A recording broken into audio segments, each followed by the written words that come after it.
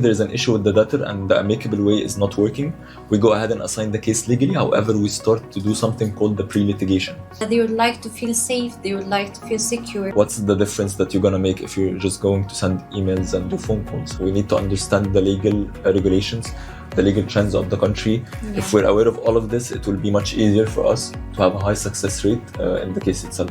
How do you usually operate through AW Cross-Border Center in such cases? Some cases that I will collect from, the collection might take 2 weeks, 3 weeks, month, 2 months.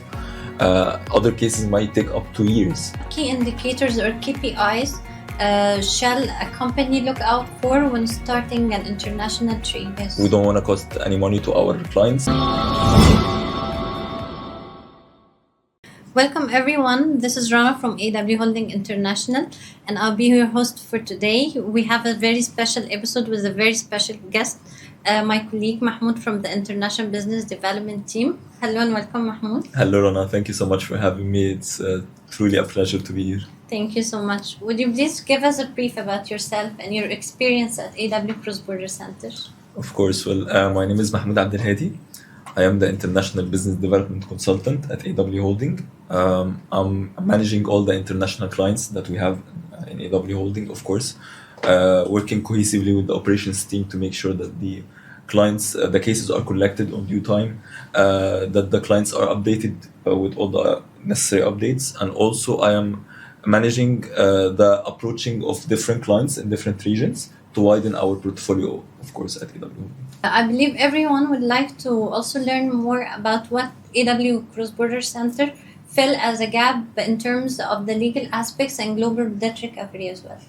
Of course, well, in Cross-Border Center, we operate internationally in more than 150 countries across the globe throughout our partners and associations.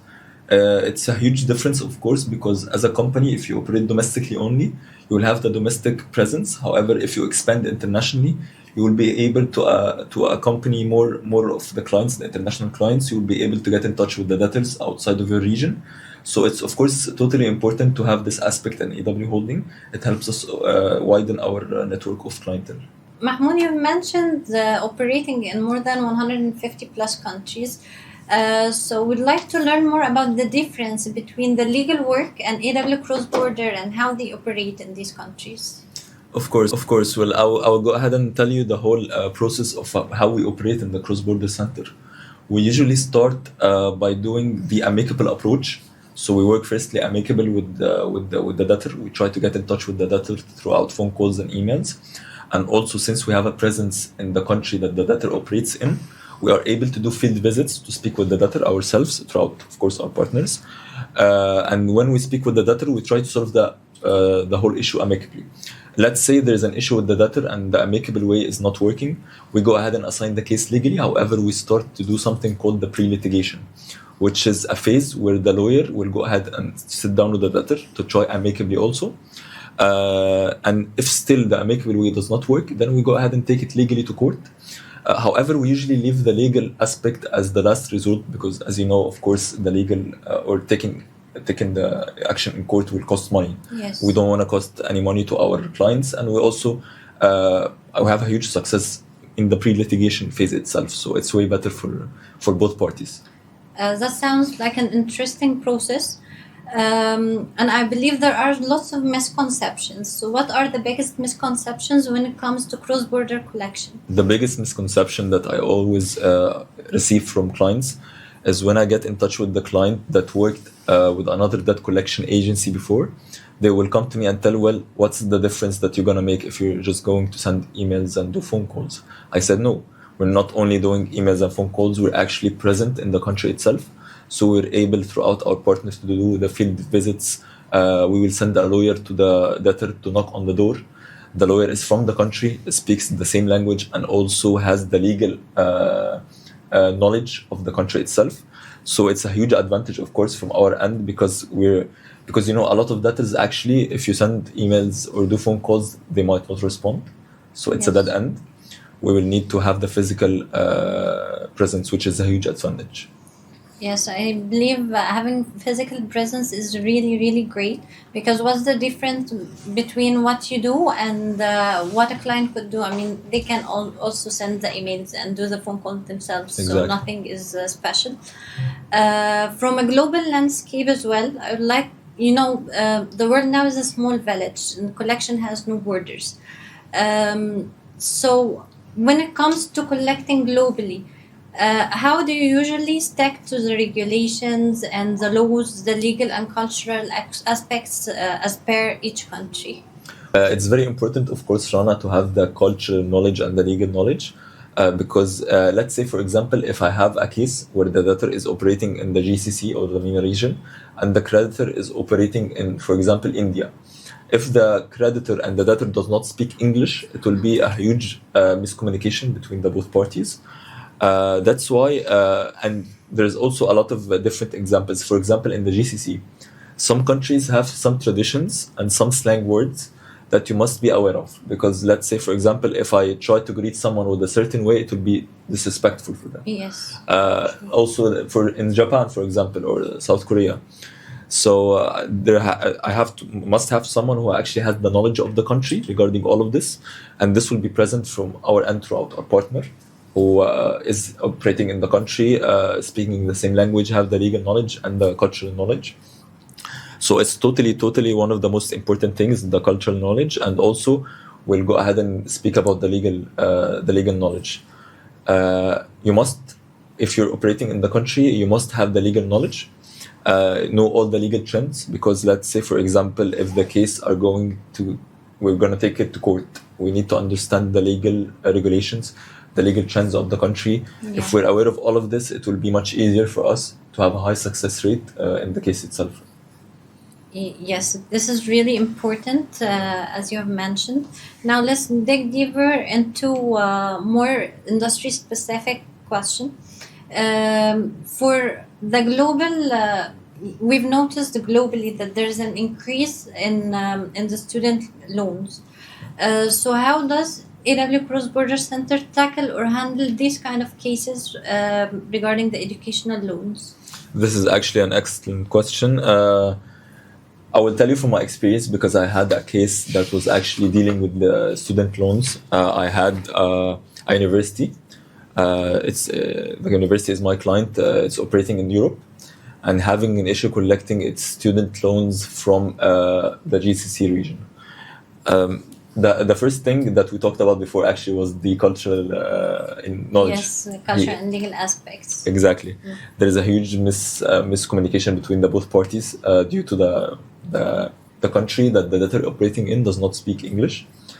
So they are unable to even communicate about the debt itself and to discuss it. I had this issue with them, and I was the intermediate, me and the team.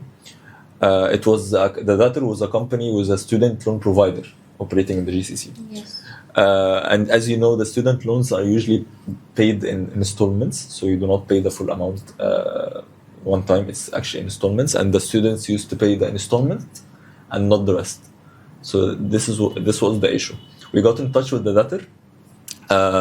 We intermediated between the both parties, and we were able to successfully make the student loan provider collect the rest of the installments and send it to the debtor the creditor successfully. Sorry. Yeah. Yes. So it's a matter of misunderstanding, and Exactly. as an intermediator, it's better to just make both point of views clear for each party. Exactly, and some countries in Europe they do not speak English, as in some places in the GCC also the English is not the best. Yes. So this was the issue, that this country especially, they don't usually speak English, so they couldn't even communicate about the issue itself from the start. Yes, this is very clear. Now you're dealing with lots of sensitive databases, and this is an important aspect for the clients. They would like to feel safe, they would like to feel secure. So when it comes to collection laws like GDPR or data protection laws, how do you usually operate through AW Cross Border Center in such cases? Well, to operate internationally, of course, you must be following the international regulations and the GDPR of each country. Hence why we have an operational compliance team that working with us cohesively to make sure that we, in each country, we're following the regulations, the legal trends, and of course the GDPR rules.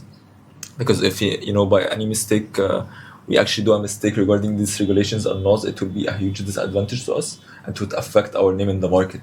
Because in AW Holding, we operate in a highly professional manner, and we make sure that we do not break anything, especially related to regulations and laws, of course.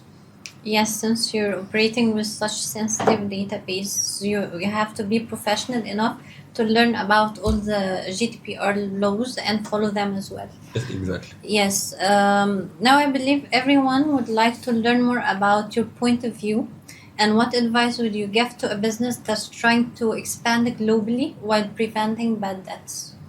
Well, this is actually a very interesting topic because me personally, I would like to have one day my own business. So from my experience with the clientele that I had to work with, and from my experience in AW Holding, I would highly suggest, if you're an upcoming business, you can start firstly by managing your receivables. If you have any issue collecting your receivables from your clients, whether you're collecting monthly or quarterly or even annually, make sure to assign it to an external debt collection agency, so that you make sure that all of this is collected on due time, you're operating efficiently, and also the cash flow is there, and you're also able to negate all the headache of collection, and you're more focused on your operations. This is my first advice. The second advice, of course, is if you're upcoming business that will be giving credit to other companies, make sure that you do not give credit to any company. Make sure that you have the full knowledge first. You should do due diligence reports on the company. You should have legal awareness of if the company is facing any issues legally, internationally, inside the country it's operating in. Make sure you have all of this information to be able to take the decision to give credit or not to the company itself. So mainly these are my two important additions I would like to say. Yes. That's really clear. And I would like to refer to the second point that you've mentioned for the credit risk, because this falls under the umbrella of credit risk advisory. So what key indicators or KPIs shall a company look out for when starting an international trade? Well, of course, the KPIs to starting an international trade, I would say personally, is the first thing I look for is the amount collected. So let's say if I have a case and I collect a huge amount, of course, it's one of the indicators that I'm actually doing my job right. Yes. And also, I would say that the duration of the collection itself. So I have some cases that I will collect from. The collection might take 2 weeks, 3 weeks, month, 2 months. Other cases might take up to years in court, for example. So if I'm going to measure the success rate of a case, I will measure it from the duration. If I was able to collect it fast enough, it's better, of course, for me and for the client. So this is one of the essentials that I would measure the success from. And also, I would say if I have a case with a huge amount, I'm looking for, in AW Holding, I'm looking to collect the full amount. I'm not here to collect just a partial collection. So if I'm collecting a part of the collection, it's not going to be as successful as if I collect the whole amount. Whether I'm going to achieve it throughout one installment payment plan or even legal. However, I'm focused and tunnel visioned on collecting the whole amount so I can have a successful case. Yes, so if we'd like to conclude all of these aspects in terms of cross-border center KPIs, it's the same. It's not only about the money, it's about the duration as well, the amount, whether it's partial or full. Exactly. Yes. 100%. These are the most important aspects. And of course, I would like to add one more thing. Of course, if I was able to solve it amicably, it would be better, as I mentioned to you, from taking the legal route and costing money to the client. If it's amicable, it's amazing. We have a huge success rate in the legal collection. Over the 93% of the cases we have success rate from. However, I would personally prefer to finish the whole case before we go to the legal. Yes, amicably first. Yes, amicably first, always of course. comes first. Yes, for sure. Now I'd like to revert back to the first point that you've mentioned in the first question regarding the partnerships with different associations globally. Yes. So how do these partnerships affect your work at AW Cross Border Center, and what do these partners usually expect from your end? Of course, partners are one of the most essential part of our work because, as you know, it's impossible for a company to be physically present in each country across the globe. Sure. In AW Holding, we're already present in the GCC region. We have a very strong presence there. However, in order to expand, we will have to expand globally. That's why we achieve this throughout our partners. What does our partners do? Our partners basically is, let's say, for example, I have a case in Kenya. And the debtor is operating in Kenya. I will go ahead and assign the case to my partner in Kenya. The partner will take over the case under my supervision. I will tell the partner exactly what to do in order to collect the case in Kenya. And that's how we actually managed to operate in the more than 150 countries throughout our partners. We have a very good communications with our partners, and we also have a team of relationship officers working proactively, achieving new partners in new countries that we still do not operate in, and also communicating with the present partners. And we also, it's still a partnership. It's not about only doing cases. We also trade cases with our partners. For example, if my partner in Japan is having an issue or having a case in the GCC region, in Dubai, for example, Yes. I will take the case from him.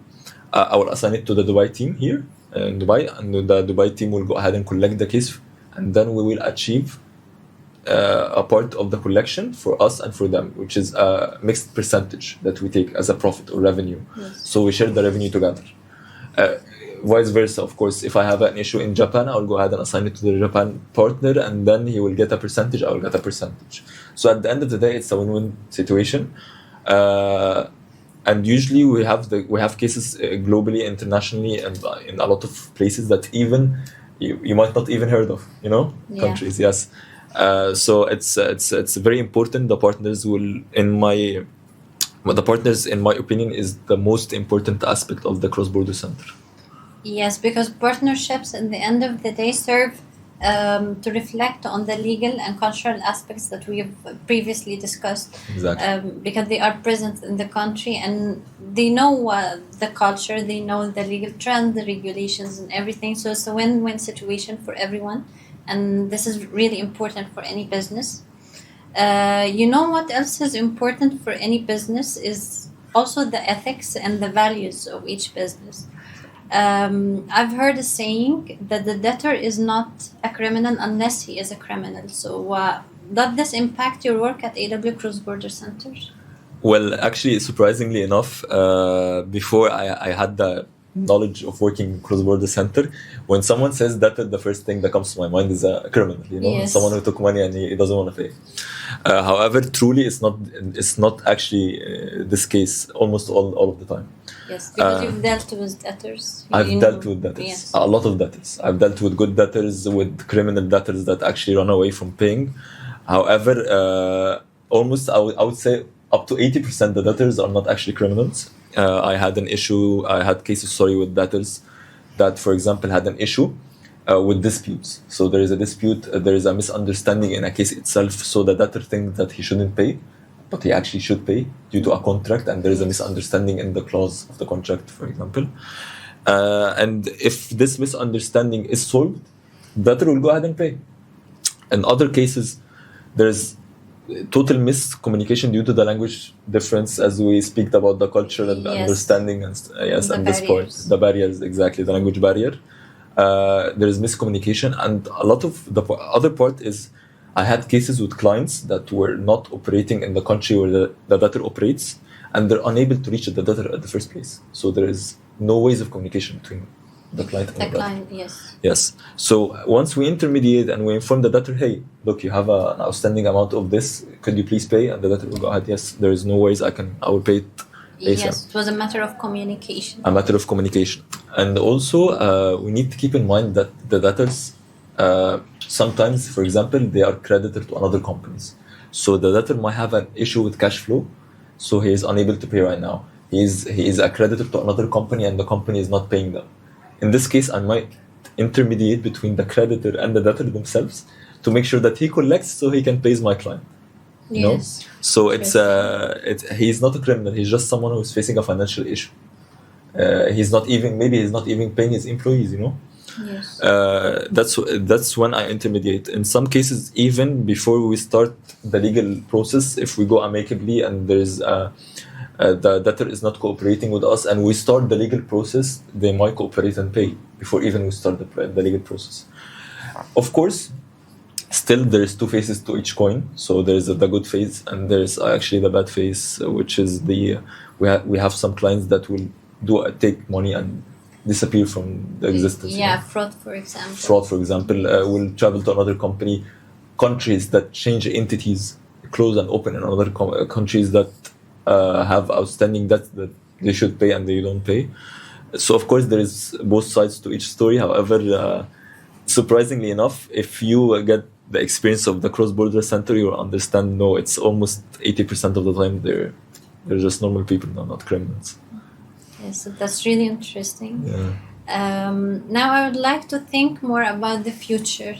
AI and automation are trending right now. So do you Yes. believe that at some point AI could be a replacement of debt collection agencies? Is it even possible?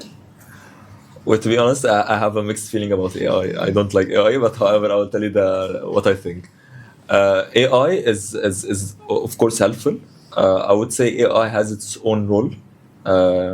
Me personally, remember when we talked about the upcoming businesses and how they should manage to earn revenue and how they should do Yes. due diligence and stuff. For example, I can use AI in doing my research to do the due diligence about another company before I give them credit, for example. Yes, or the skip tracing. The skip for tracing, instance. exactly, 100% Yes. skip tracing too. So in this case, AI is super beneficial. However, let's say, for example, I want to negotiate with a debtor. Yes. AI will not be able to negotiate with a debtor. If I want to raise a court order, or if I want to take a case to a court, I have to do it personally. I'm not going to be able to assign the case to an AI, and the AI will go represent the client in court, you know. So of course it has its uses. However, I would say 100% in our field, it's more of a helpful tool other than it can replace someone. Yes. It can't replace anyone, of course. Yes. Yes, so it's a supporting function. And it's super. Of course, we still used a lot in our work when doing due diligence, when doing research. Yes. Knowing the markets, of course. If we want to have a partner in a new country, we need to understand more about the country, the regulations, the trends. We can use AI for our research to do the market research for this country before we acquire our partner in the country. So of course, it's super helpful. It has its role. However, it's totally separate to humans. You know. Yes, this is totally clear. Actually, this was our last question. Really? Yes. I hope you have enjoyed this session. It was really special, and thank you so much for the experience that you have shown. Thank you to our audience, everyone who's listening to this episode. Please just follow our social media channels, visit our website to learn more, or contact us to have more vision about what we do at AW Cross Border Center and AW Holding International in general. Thank you.